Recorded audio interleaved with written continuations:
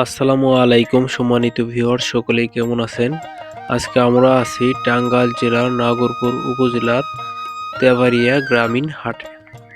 এই হাটটি অনেক পুরনো একটি হাট।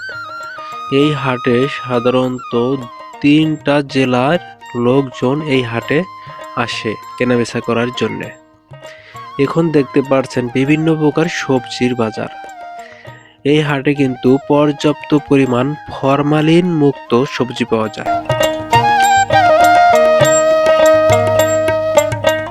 মানে সবজির জগতে যা যা আছে আর কি সব কিছুই আমাদের এই গ্রামীণ হাটেই পাওয়া যায়।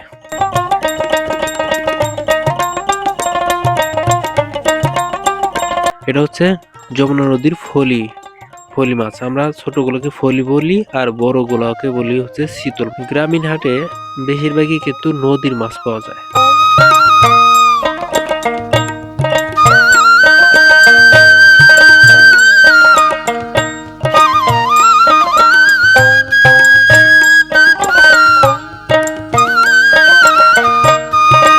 তেবাড়িয়া হাটটি শুক্রবার এবং মঙ্গলবারে এই দুটি বারে এই তেবাড়িয়া হাটটি বসে।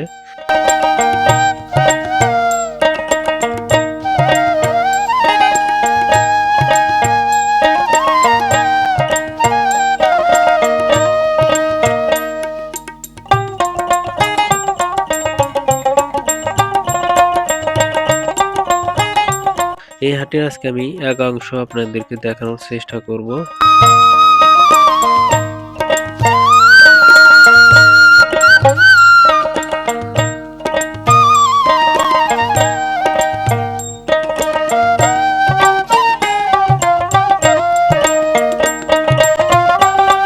এই হাটটি কিন্তু অনেক পুরনো একটি হাট।